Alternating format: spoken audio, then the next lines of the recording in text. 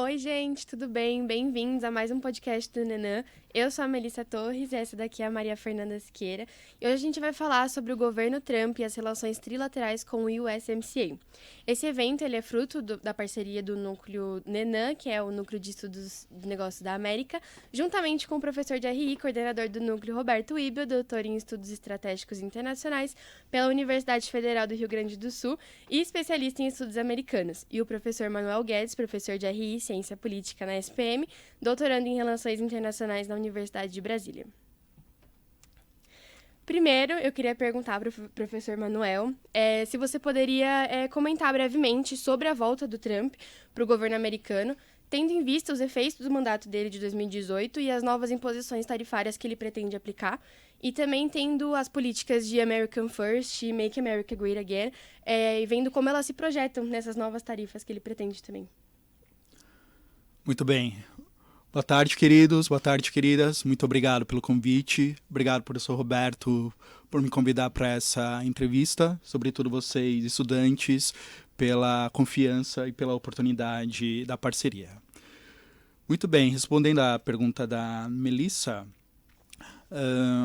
podemos dedicar uma atenção especial para as políticas tarifárias assumidas pelo Trump já no início do seu mandato, considerando um afastamento de parceiros importantes e estratégicos que são o Canadá e o México. Porque muito surpreende tais medidas uma perspectiva comparativa do Trump de 2025 em relação ao Trump do primeiro mandato lá em 2017. Porque, considerando a figura de Trump enquanto governante populista, o populista sempre necessita identificar determinados inimigos, determinados antagônicos a serem combatidos. Então, lá no primeiro mandato, essa noção de antagonismo sempre era centrada na China. Então, a China, enquanto responsável pelos problemas que os Estados Unidos vivenciavam, sobretudo quando consideramos a realidade econômica e o fator do desemprego naquele período de 8 anos atrás. Então, surpreendente nesse momento porque, considerando Canadá e México enquanto parceiros importantes, Trump assume essa noção de distanciamento, sobretudo com uma noção de chantagem, com uma noção de provocações, uma perspectiva muito mais isolacionista e considerando ainda os efeitos de médio ou longo prazo sobre a questão tarifária, o quanto os Estados Unidos e até mesmo o restante do mundo tem a perder com a imposição dessas tarifas. Então, trata-se de uma medida de projeção de poder, enquanto uma forma de demonstrar para o resto do mundo a determinação, ou seja, o quão longe o governante está disposto no sentido de retomar o protagonismo ou a hegemonia dos Estados Unidos que nós avaliamos historicamente. E essa responsabilização, sobretudo, do governo anterior, o governo Biden, de não ter sido tão firme, ou de ter sido muito condescendente com tais parceiros. Ou seja, Trump considera que mandatos anteriores pensaram em vantagens para outros países e não necessariamente na condição interna dos habitantes ou do eleitorado dos próprios Estados Unidos. Então, surpreende muito essa noção. Então, resgatando a questão do Make America Great Again, que é um slogan muito mais voltado ao primeiro mandato, ao primeiro governo do Trump. Então, não exatamente ele tem apelado para essa noção no mandato de hoje, considerando os 2 meses de mandato até então, mas podemos até avaliar quais foram decretos e medidas já tomadas até o momento que desconsideraram a relevância dos demais poderes. Ou seja, como nos reparamos com essa noção do fortalecimento do seu poder em detrimento do legislativo e do próprio judiciário do país. Podemos comentar sobre os decretos, se assim tiver planejado na questão de vocês. Bom, para continuar introduzindo o assunto, professor Roberto, você poderia explicar um pouco para a gente sobre o USMCA, como que ele funciona, a sua origem? Bom, primeiro, obrigado, Melissa, Maria Fernanda, professor Manuel, por estar aqui, né? mais uma atividade do NENAM, Núcleo de Estudos e Negócios Americanos, aqui da SPM. E respondendo mais especificamente, Maria Fernanda, o USMCA ele nada mais é do que uma substituição ao antigo NAFTA, né, que era o North American Free Trade Agreement, ou uma tradução livre para o português, era um acordo de livre comércio da América do Norte, ou seja, Estados Unidos, México e Canadá. Ele é substituído, ainda no primeiro governo de Donald Trump, na tentativa de colocar mais benefícios para os Estados Unidos, que são a grande economia da América do Norte, uma das maiores economias do mundo, diga-se de passagem, porque naquele momento o presidente Trump já tinha o entendimento de que o NAFTA não era mais suficiente para suprir as necessidades comerciais dos Estados Unidos. Ele fazia a seguinte leitura, de que o acordo beneficiava o México e ao Canadá e prejudicava, era portanto prejudicial aos Estados Unidos. Então ele força naquele momento, inclusive utilizando políticas tarifárias, como a gente está vendo agora, ameaça impor uma sobretaxação ao México e aos Estados Unidos, caso eles não aceitassem os termos do USMCA, né, daquele novo acordo que nascia naquele momento.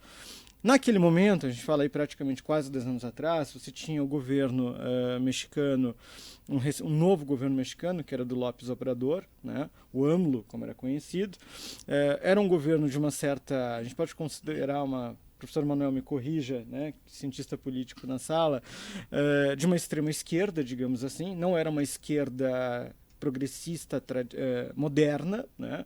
Era uma esquerda um pouco mais reativa, digamos assim, e você tinha começando também, já praticamente nos seus primeiros anos de mandato, no Canadá, o agora ex-primeiro-ministro Justin Trudeau, que também entendeu que era benéfico ao Canadá rever alguns termos do NAFTA. Então, o USMCA ele dá lugar ao NAFTA, né? Na qual ele prevê uma série de concessões de acesso a mercados, a produtos específicos dos 3 países. O que significa isso, né, no que já virou um jargão praticamente meu nesse semestre, né, em claro e bom português, né?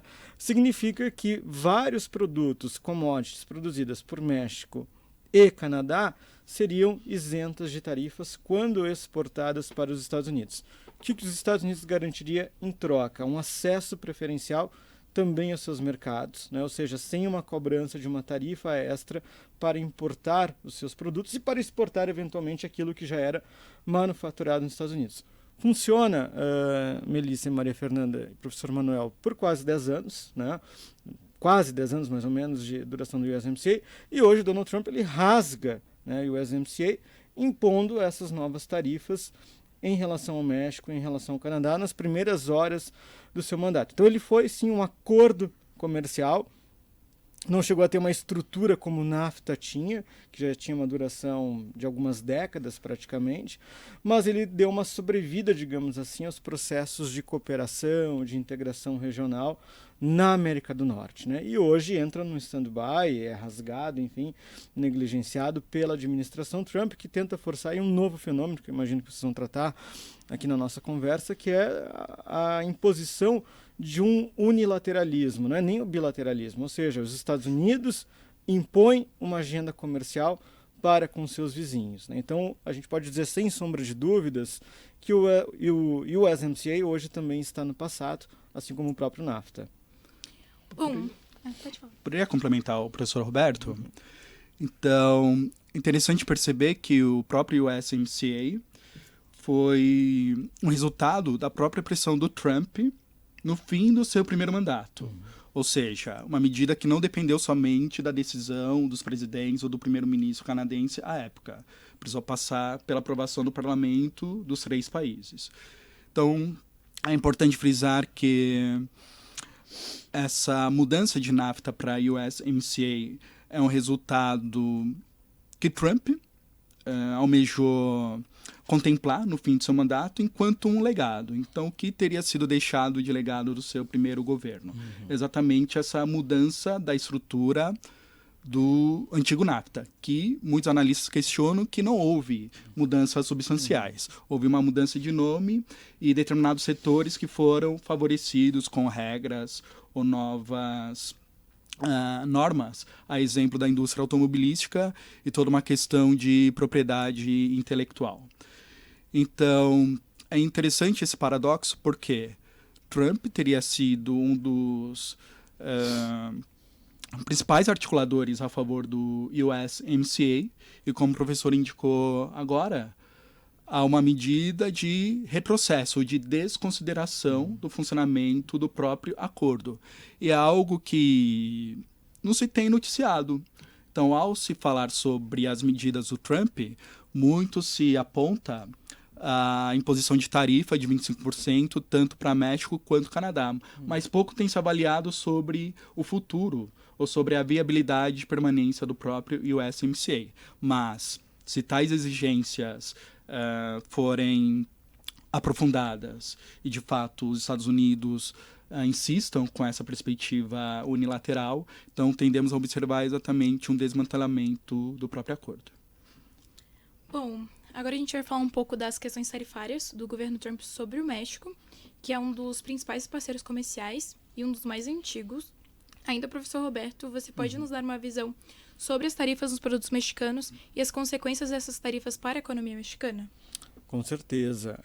Primeiro a gente precisa entender o contexto de relação comercial histórica entre os Estados Unidos e o México, para a gente entender o impacto dessa imposição de novas tarifas, né? Por praticamente 2 séculos, o México é o grande parceiro comercial dos Estados Unidos na região, e os Estados Unidos é o maior parceiro comercial, responsável aí por 82% das exportações mexicanas para os Estados Unidos.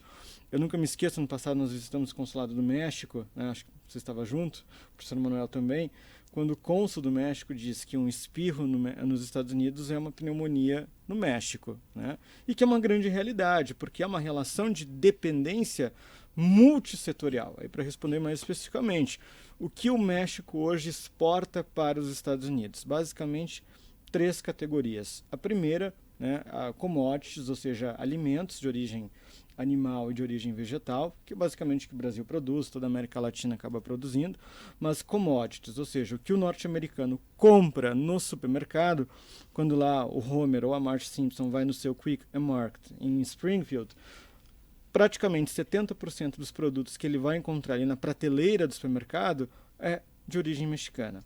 Um segundo setor, evidentemente, é quando o Homer Simpson ou a Marge pegam o seu carro, as peças ou o carro foram fabricados no México e exportados para os Estados Unidos. E quando o Homer Simpson, trazer essa analogia com o desenho dos Simpsons, né, e a Marge, eles vão ao supermercado, ao shopping center, a um hotel e são atendidos por um mexicano, nós estamos falando de um terceiro setor que também vai sofrer um impacto, não necessariamente pelas tarifas, mas pelos objetivos políticos dessas tarifas, que é a imigração, ou seja, o setor de prestação de serviços. Então, é basicamente 3 setores que são impactados diretamente. 2, com uma clara prerrogativa comercial / econômica, e um terceiro, Maria Fernanda e Melissa, é a questão política imigratória, né? Ou seja, eu atinjo o México, alcanço um objetivo político, que é controlar a imigração, impondo tarifas. Tanto é que uma das condições do presidente Trump, quando ele impõe essas tarifas para a presidente Claudia Sheinbaum, que é a presidente mexicana, ele diz que caso o México não resolva a questão da imigração, ele vai aumentar ainda por cima as tarifas, né? E aí ele direciona, né, alguns milhares de soldados da Guarda Nacional Norte-Americana para a fronteira sul dos Estados Unidos, com a fronteira do México, a fim de colocar uma barreira humana contra este fluxo migratório. E rapidamente o governo mexicano responde, também enviando seus militares para a fronteira, a sua fronteira norte com os Estados Unidos. Então hoje, até a título de comparação, além de ser uma fronteira extremamente vigiada por este fluxo de mercadorias, para cumprir com as tarifas impostas pelo Trump, é também hoje uma das fronteiras mais militarizadas do mundo, em ambos os lados. Então, são basicamente esses 3 impactos, esses 3 setores que são alvo dessa nova política tarifária com Donald Trump. Eu comentei ao longo dessa semana em algumas aulas, e acho que vale repetir, né, se a gente pudesse traduzir, né, se pudesse fazer uma camiseta, por exemplo, seria it's not just tariffs, stupid, né? Fazendo uma analogia àquele It's economy, stupid. Não é apenas tarifa, né? Mas é muito além da tarifa essas medidas que são adotadas pela administração norte-americana. Tem um fundamento econômico, comercial, político, geopolítico, enfim. E complementando aqui a resposta do professor Roberto, importante considerar também as conversas realizadas entre a Claudia Sheinbaum frente ao próprio Donald Trump, em que a Sheinbaum tem sido muito bem articulada, muito bem sucedida, no sentido de não ser diretamente chantageado, não sofrer uma humilhação direta do próprio Trump. Então, tem havido aqui certos entendimentos acerca da entrada de fentanil dentro do território dos Estados Unidos.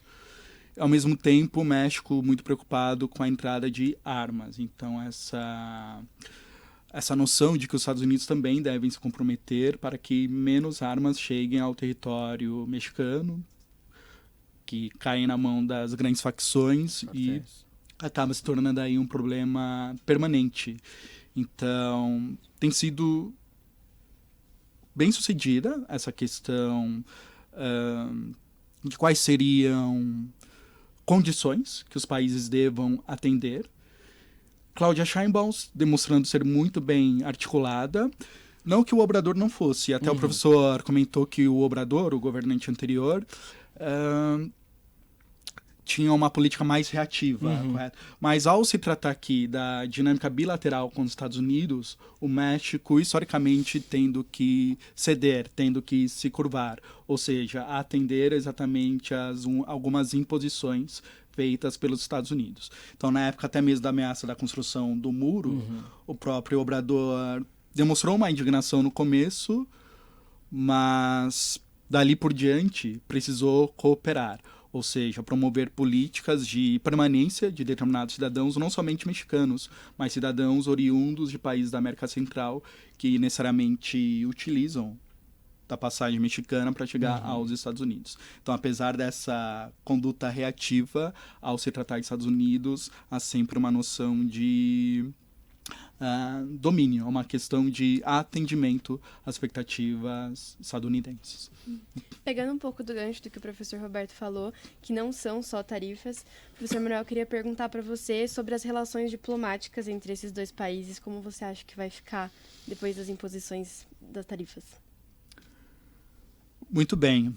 Tem-se observado que determinados países, não somente o México, mas podemos pegar a própria Colômbia do Petro como exemplo, de não aceitar de bate-pronto, não aceitar aqui de imediato tais imposições realizadas pelo Trump.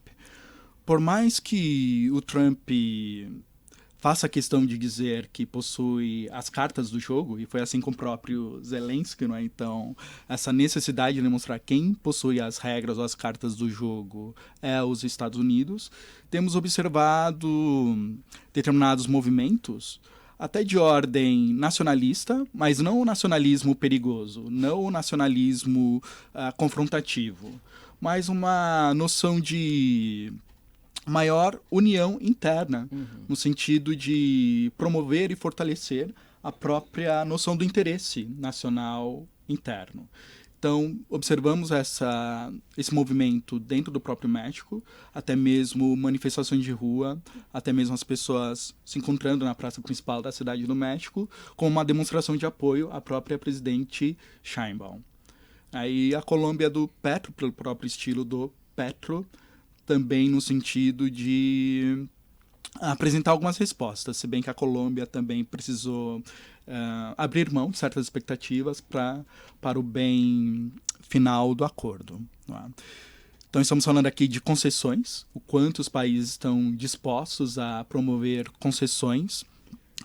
E, em termos diplomáticos, por hora, tendo como base, ou tendo como referência esses 2 meses, tem havido aqui uma boa vontade dos dois lados, tá certo? Ainda talvez muito precoce termos aqui algumas respostas definitivas, né? Vai depender muito dos efeitos que os próprios Estados Unidos sentirem com essa questão do fechamento, com essa questão do isolamento, em termos de aumento da inflação, em termos de não capacidade produtiva de todos os produtos que os Estados Unidos importam. Ou seja, é possível que os Estados Unidos também requeiram essa maior proximidade ou essa articulação com os demais países. Por mais que o Trump diga que os outros países dependem mais dos Estados Unidos do que propriamente os Estados Unidos dependendo dos outros países. Então, por hora, observamos condutas diplomáticas de ordem bastante moderada, não é? E a consecução desse tipo de comportamento vai depender exatamente dos efeitos que os próprios Estados Unidos sofrerem na sua economia. Entendi. Além do México, a gente não pode esquecer, obviamente, do Canadá. O governo Trump, ele vem, desde o primeiro mandato, aplicando essas tarifas com a justificativa de uma segurança nacional. Então, tanto o professor Manuel quanto o Roberto agora, em continuação desse assunto, vocês poderiam explicar um pouco sobre a questão do USMCA com as tarifas, como elas podem prejudicá-las, sendo o Canadá o maior exportador de alumínio dos Estados Unidos? O Canadá ele é o maior exportador de alumínio, o maior exportador de energia, o segundo maior exportador de alimentos, né? E o segundo maior exportador de sitcoms para os Estados Unidos, né? Fazendo um paralelo. Mas há uma relação muito profunda, né? Eu não gosto muito da expressão profunda porque ela se popularizou com os da inteligência artificial, né? Todos os textos de inteligência artificial usam o termo profundo, mas é profundo no sentido da densidade, né? E aí a gente volta para as aulas de física, para a densidade dessas relações americano-canadenses, né? O Canadá ele não se desmembra das 13 colônias norte-americanas, ele é uma colônia à parte, né? Lá no século XVIII, mas desde aquele momento colonial, antes de ambos serem países independentes, há uma grande, profunda, intensa, quase que inseparável relação política, comercial, econômica e cultural entre o Canadá e os Estados Unidos, né? Então, sempre essas relações se operaram quase que no modo automático, independentemente se no Canadá fosse um governo liberal ou conservador, ou se nos Estados Unidos fosse um governo republicano ou democrata, né? E aí a gente vai ter esse ponto de inflexão agora com o segundo governo Trump, né? Em que, de uma maneira até muito agressiva, e isso é percebido pelos canadenses, ele reitera que ele anexaria o Canadá como um 51º estado. E isso cai muito mal no Canadá, é interpretado de uma maneira muito ruim pelo governo Trudeau, que agora não é mais o atual primeiro-ministro, pelo Partido Liberal, pelo Partido Conservador, por todas as franjas políticas canadenses, né, por toda a sociedade canadense. Isso é visto com olhos muito negativos. Então, hoje, qualquer discussão sobre uma tarifa, um acordo, né, com os Estados Unidos, sim, ele passa pela diplomacia, como fala o professor Manuel, mas você tem uma resistência política e social contra os Estados Unidos hoje no Canadá, que aí eu enxergo, né, olhando para médio prazo, né, ainda neste ano de 2025, dificilmente a gente vai ver um acordo bilateral assinado entre Washington e Ottawa, né, que seja aceito pela sociedade canadense, por duas razões muito simples. Primeiro, né, este ranço contra os Estados Unidos, e em segundo aspecto, né, que o Canadá terá eleições federais este ano. Então a gente não sabe se o próximo primeiro-ministro será um primeiro-ministro liberal, conservador, social-democrata, quebequense, né, do Partido Quebecois, enfim. Então é a grande incógnita, mas há sinais, né? Então hoje é um movimento na sociedade canadense de aversão a produtos norte-americanos. Então os canadenses estão indo aos supermercados, don't buy American, não estão comprando, as pessoas não estão mais bebendo bebidas alcoólicas produzidas nos Estados Unidos. O próprio ex-primeiro-ministro Trudeau, ele vai a um supermercado no último final de semana, para quem está assistindo depois, a gente está gravando isso aqui no dia 19 de março, né, temporalmente, então, no final de semana anterior. O Trudeau já não tem mais a obrigação, né, do compromisso da imagem de primeiro-ministro, vai ao supermercado, posta uma foto no Instagram com uma legenda em português: como é bom comprar produtos canadenses numa rede canadense, né? uma imagem que anda, caminha pelo Canadá, e boa parte da população gostando ou não do Trudeau, segue esse caminho, né? Então, dificilmente, Maria Fernanda, Melissa, professor Manuel, a gente vai ver um acordo bilateral entre os dois países, né, em virtude dessas duas restrições, uma política e uma social. Importante considerar também que, para além das relações estatais, é fundamental compreendermos os interesses, até mesmo a força do lobby de determinadas indústrias.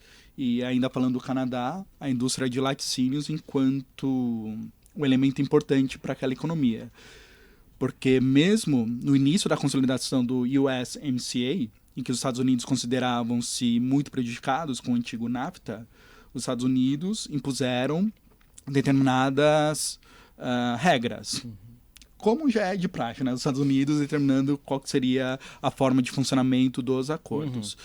E um meio que o Canadá encontrou e identificou também para exercer alguma pressão seria no sentido de exigir que os Estados Unidos estivessem mais abertos aos produtos laticínios oriundos do próprio Canadá, que foi um dos mercados ou um dos setores mais bem favorecidos no momento da consolidação do USMCA. E agora, então, com a ruptura ou com esse desalinhamento, a própria perspectiva dos produtores canadenses buscarem mercados substitutos. Então, se não houver o mesmo fluxo de produtos com destino aos Estados Unidos, quais seriam outros mercados que teriam também uma boa aceitação a esse produto canadense? Bom, agora a gente queria que vocês falassem um pouco sobre a reação política interna dos Estados Unidos, como o Congresso, o setor privado, em relação a essas imposições, assim, como que eles estão reagindo, se eles prezam mais por um protecionismo ou por uma maior abertura. Eu cito, Maria Fernanda, uma reportagem que saiu no Wall Street Journal na segunda semana de março. Recomendo, né, quem estiver assistindo o podcast que acesse essa matéria depois. A gente tem acesso aqui pela SPM, que o Wall Street, que representa, né, hoje boa parte do mercado de investidores norte-americanos e representa a própria Wall Street, né, diga-se de passagem, eles escrevem um artigo, um op-ed, ou seja, um artigo de opinião, um editorial, melhor dizendo, do jornal, dizendo o seguinte: nós finalmente entendemos o que é o Donald Trump e agora é tarde. Basicamente isso. Então, hoje, o mercado norte-americano, essa mão invisível do mercado, né, que o Adam Smith tanto fala e que tem um certo sentido, ela começa a entender que a escolha, a aposta em Donald Trump não foi a melhor aposta. Em que pese a outra candidata era Kamala Harris, né, que não atraía a simpatia do mercado, por N razões, né, por questões de gênero, por questões do próprio partido, por questões da perspectiva que os democratas tinham já de uma derrota na Câmara e no Senado e nas eleições estaduais, por várias razões, né? Então o mercado naquele momento aposta em Trump. Hoje, você já tem uma perspectiva de boa parte de Wall Street, que é a grande elite econômica e financeira norte-americana e mundial, de que foi uma escolha equivocada e não tem como voltar atrás. Para responder a segunda parte da sua pergunta, a questão da sociedade norte-americana. O Pew Research Center, o professor Manuel conhece muito bem, né? Ele está rodando agora uma pesquisa, que é um dos grandes centros de pesquisa de opinião pública do mundo, o Pew Research Center. Está rodando neste momento uma pesquisa de opinião pública da sociedade norte-americana com relação ao governo Trump. Os resultados iniciais, né, não é ainda o resultado final, já apontam para uma reprovação recorde do Trump nos seus dois primeiros meses de governo. Os dados oficiais devem sair ainda no primeiro semestre, mas há uma tendência de que a sociedade norte-americana, inclusive aquela que vai e vota em Trump, se arrepende do voto, porque essa é uma das perguntas nessa pesquisa. Você se arrepende do seu voto? E sim, apontam um indicador muito grande, a gente não sabe da porcentagem ainda, mas muito grande de que há um arrependimento. Por quê? Trump ele cumpre com as suas promessas de política externa, né? Tenta negociar um cessar-fogo na Ucrânia, o cessar-fogo agora interrompido na faixa de Gaza, se fecha, né? Tenta fazer os Estados Unidos uma certa bolha, digamos assim, mas domesticamente o que o norte-americano está vendo? Né? O preço do ovo subir, o preço dos ovos, dos alimentos, do combustível subir, e todos, sem exceção, todos os estudos que apontam o futuro da economia americana, Banco Mundial, OCDE, FMI, Pew Research Center, documentos do próprio Federal Reserve nos Estados Unidos, todos, de maneira unânime, dizem que os Estados Unidos poderá ter uma recessão já em 2025, né? Com certeza em 2026 e provavelmente em 2025, se essas medidas continuarem acontecendo. Então, isso vai impactar diretamente, a gente sabe, né? Quando você tem um impacto econômico muito grande no poder de compra do norte-americano, você tem uma reprovação. Então, o Trump, a grande questão é quando o Trump vai fazer essa virada de chave. Ele vai entender que ele não tem mais aquele apoio popular majoritário que faz ele vencer no voto popular, em todos os swing states, ganha uma ampla maioria de delegados, ganha o voto feminino, o voto dos afro-americanos, dos imigrantes. Quando é que ele vai perceber que aquilo foi temporário, né? Então, essa é a percepção geral que você tem hoje nos Estados Unidos. Professor Manuel. Eu vou complementar com uma abordagem sobre efeitos sobre a busca de mão de obra interna. Então, quais seriam as consequências que essas deportações em massa que nós estamos acompanhando, os efeitos disso em relação ao mundo do trabalho, em que tal perseguição aos migrantes vai ocasionar um colapso no que diz respeito à mão de obra na agricultura, mão de obra na construção civil e na própria construção de serviços, que são algumas indústrias, que são algumas atividades locomotivas da própria economia interna. Para além da perda ou falta de empregos, que, enfim, o próprio cidadão estadunidense não exerceria, já que seriam aqui algumas ocupações voltadas aos migrantes. Então, se os próprios cidadãos locais estariam dispostos a ocupar tais trabalhos. E pensemos também em efeitos no que diz respeito à perda de arrecadação. Então, quanto esses mesmos migrantes que estão sendo expulsos, que estão sendo deportados, o quanto isso afeta na falta de pagamento de impostos, o quanto isso vai impactar, sobretudo, na arrecadação interna do país. Muito na linha do potencial efeito de recessão que o país pode sofrer ainda esse ano. E falando em política externa, o quanto essas medidas do Trump tornam o país menos confiável para negócios, menos confiável para estabelecimento de acordos. Muito por conta das incertezas, imprevisibilidades, essa noção do vai e volta na aplicação de tarifas, porque há uma ameaça hoje, amanhã volta atrás nesse tipo de conduta. Ou seja, como investidores internacionais também pensarão 2, 3 vezes antes de contar com os Estados Unidos enquanto parceiros estratégicos. Então, acompanhemos a dinâmica nessas 3 frentes. Mercado de trabalho, sobretudo em ocupações outrora ocupadas pelos imigrantes, efeitos na arrecadação de impostos e o quanto os Estados Unidos também sofrerão retrocesso em termos de parcerias, sejam bilaterais, regionais, até mesmo multilaterais. Eu só queria complementar a fala do professor Manuel. Quando a gente fala de mercado de trabalho, não é apenas o trabalhador indocumentado, irregular, o imigrante irregular, uma situação também chamada de imigrante ilegal. Não gosto muito dessa expressão, mas é que é amplamente utilizada. Hoje você já tem uma política também de perseguição a imigrantes documentados, que têm família estabelecida, professores universitários já foram deportados nos últimos dias, né? Então, nós estamos falando daquilo que os norte-americanos chamam de skilled jobs, aquelas profissões muito qualificadas, né? Por N motivos, por várias razões. Então, daqui a pouco não é apenas a economia de serviços que será impactada, mas pode ser um profissional da Microsoft, da Tesla, da Apple, da Amazon, um professor de uma universidade renomada ou de um college, né? Então, isso é um efeito cascata também que pode acontecer daqui a pouco. Você expulsar imigrantes, e veja bem como é que o Trump tem se referido aos imigrantes nos Estados Unidos. Um termo lá do século XVIII, que está nas leis de guerra dos Estados Unidos, aliens, ou seja, a tradução para o português, o alienígena, o estranho. Não é nem migrant or illegal migrant, é o alien, né? Então até uma construção, uma política xenofóbica, né? Que vai afetar não apenas aquele que está na base da economia, mas até os empregos mais qualificados também. Importante frisar como o peso ou o significado das palavras importam, porque essa visão do imigrante ilegal, quando consideramos aqui uma perspectiva dos Estados Unidos, e como, se observarmos aqui uma perspectiva mexicana, por exemplo, uma forma de tratar o assunto pelo viés mexicano, como analistas e próprios representantes do governo mexicano lidam como imigrantes indocumentados, como você apontou. Muito para tentar diminuir essa visão pejorativa, não é, de que o imigrante ilegal seria necessariamente um criminoso, exatamente, como o próprio Donald Trump visa consolidar. Importante essa menção do professor Roberto, porque recentemente o próprio Trump trouxe à tona a Lei de Inimigos Estrangeiros, exato, de 1798. Exatamente. Então, uma lei que foi utilizada somente 3 vezes na história dos Estados Unidos, em contextos de guerra.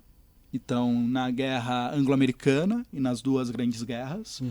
Uma lei que era voltada para estados, ou seja, quando havia alguma ameaça, mas no sentido de considerar algum outro estado enquanto ameaça para os Estados Unidos, e como agora em 2025 essa lei foi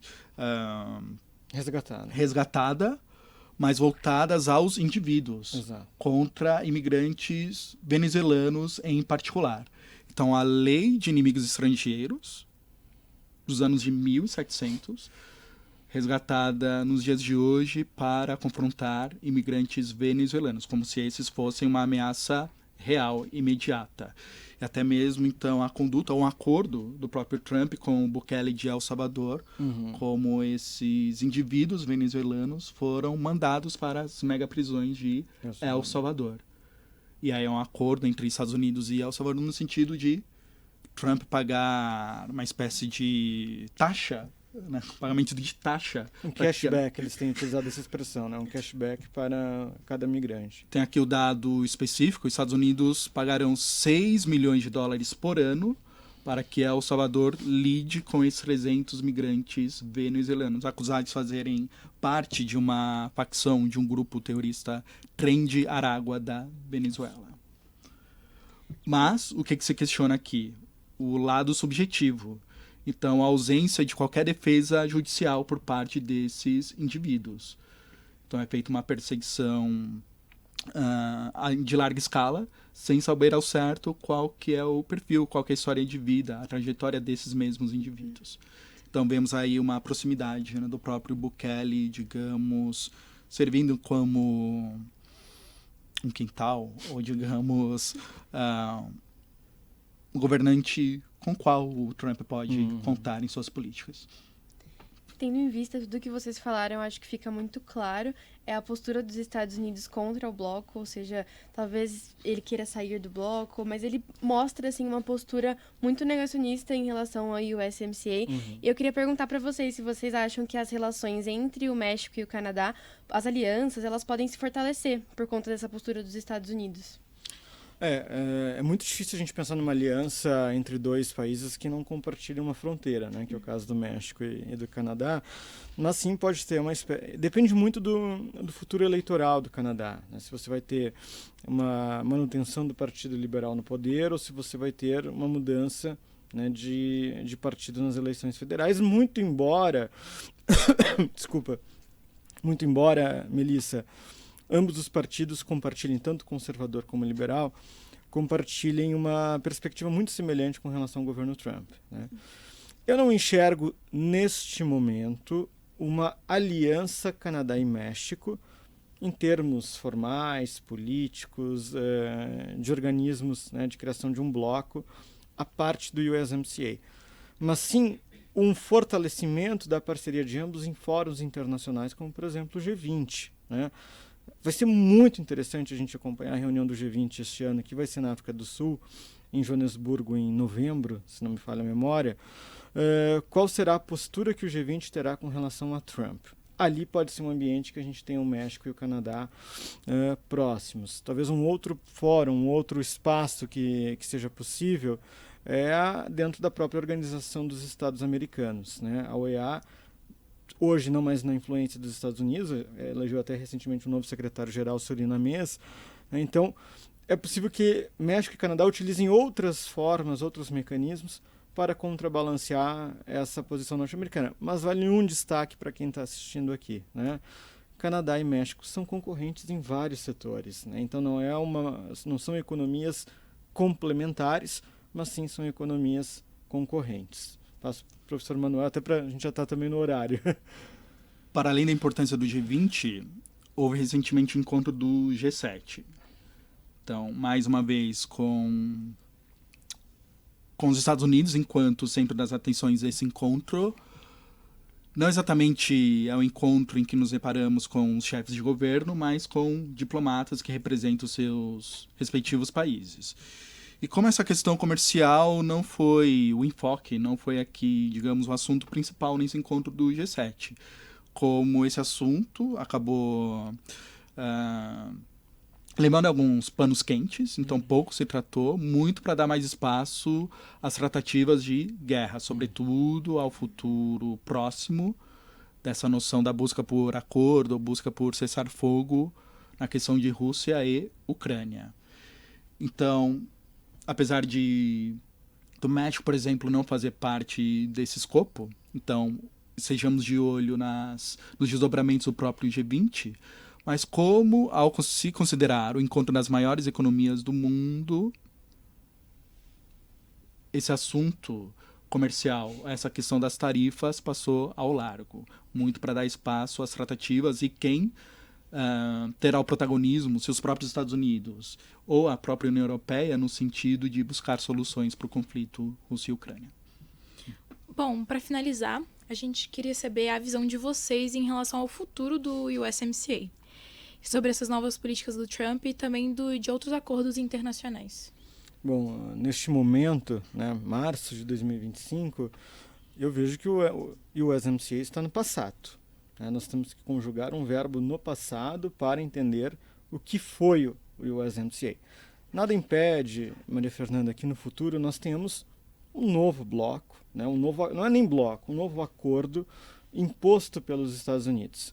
Neste momento, de novo, março de 2025, não é impossível, mas eu considero improvável que isso venha a acontecer, porque nós temos, de fato, uma mudança de regime internacional, né, uma imposição das cartas, né, do jogo pelos Estados Unidos, por uma parte, a Rússia também.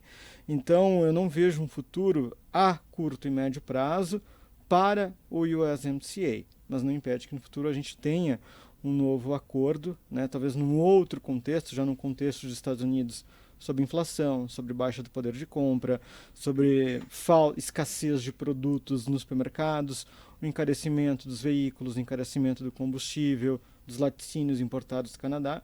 Então, talvez num novo contexto, possa-se pensar em um novo acordo, mas neste momento ele está no passado. É interessante observar que o USMCA, ou chamado NAFTA 2.0, iniciado em 2020, Exato, visou atender expectativas dos 3 países membros. Existe até mesmo um dispositivo, uma cláusula, que determina que haveria um encontro recorrente, haveria aqui um intervalo de tempo em que os 3 se reuniriam à mesa e discutiriam se o acordo tem sido favorável para todos, sem exceção. Ou seja, como cada país observa as vantagens e desvantagens que o USMCA promove para a sua dinâmica, para a sua economia interna, que é o Sunset Clause que nós estudamos. Ou seja, enquanto Trump permanecer no poder, não podemos ter qualquer expectativa de diálogo ou de iniciativa em prol da discussão desse Sunset Clause. Ou seja, Canadá, México, há uma satisfação frente à consolidação do acordo, o que pode ser melhorado, quais são as expectativas perante os próprios Estados Unidos. Né? Porque, caso houvesse alguma insatisfação, o bloco poderia aqui estar fadado ao extermínio, fadado aqui ao seu fim. O que é um contrassenso, porque blocos são consolidados para uma existência contínua? Indefinida, a longo prazo, enquanto as vantagens foram observáveis para todos os seus integrantes. Então, não há uma expectativa para esse tipo de diálogo, para se observar o quanto cada país tem se beneficiado com o acordo. Na possibilidade de haver um outro governante, já haverá um outro governante, já que Trump não poderá se candidatar novamente, não é? Então, a depender do governo daqui 4 anos, se podemos observar condutas em prol de um NAFTA 3.0, por exemplo. Aguardemos. É isso, gente. Infelizmente, o nosso tempo está acabando, mas eu queria muito agradecer tanto o professor Manuel quanto o professor Roberto pela análise, pela conversa sobre esse tema tão importante atualmente, assim, tão relevante. É isso. Eu que agradeço a oportunidade, contem comigo sempre que necessário. Obrigado, queridos. Muito obrigado, Melissa, Maria Fernanda, pela condução, professor Manuel, pelo convite, apoio ao Nenã. Também aqui a nossa audiência do Nenã que está presente, a Liz, o Caio, o João, né? E espero que vocês também participem dos próximos podcasts do Nenã para discutir, quem sabe, o próximo a gente já vai ter uma nova configuração, né, sobre o que vai vir, não só no USMCA, mas para os Estados Unidos e para as Américas de modo geral. Muito obrigado. Bom, e obrigada a você, ouvinte, por nos acompanhar. Até a próxima.